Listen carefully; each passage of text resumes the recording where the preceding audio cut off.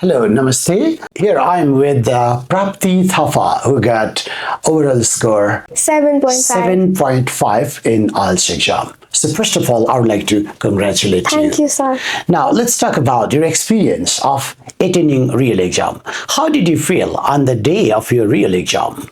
On the day of my real exam, I was not very nervous because I was pretty confident in myself that I could do better. I could do great in my exam, and I think because I was confident in myself, it was not very hard for me to go in the exam and show what I could have done. So many students find reading and writing sections a bit more challenging. So how did you manage the time, especially for writing and reading section? So for writing, I've always separated time for section 1 and section 2. For section 1, I've always separated 20 minutes, and for section 2, I've always separated 40 minutes. So if you separate time like 20 minutes for section 1 and 40 minutes for section 2, I feel like you will do great and you can manage time more efficiently. And whereas for reading, as it was mentioned in the test paper, I separated 20 minutes for section 1, section 2, and section 3. And I skimmed through the answers after I looked at the questions, and I did not spend that much time reading the passage.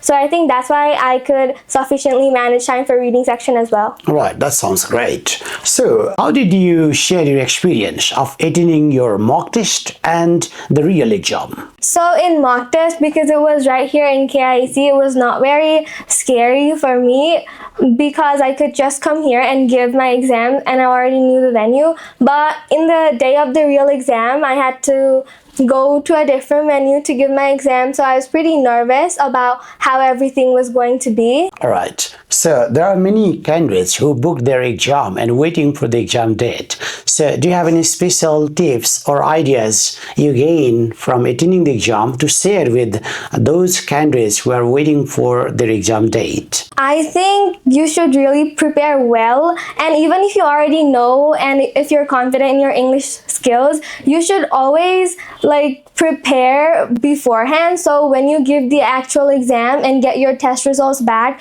you won't have any regrets on what you could have done instead of what you were doing, so you would get your estimated marks in IELTS.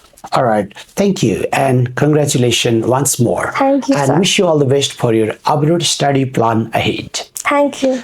All right, so if you would like to create a success story of getting the best score in IELTS exam, you're welcome at KIEC Learning Center. Thank you. KIEC, Canada, Australia, हुन्छ बेलायत नि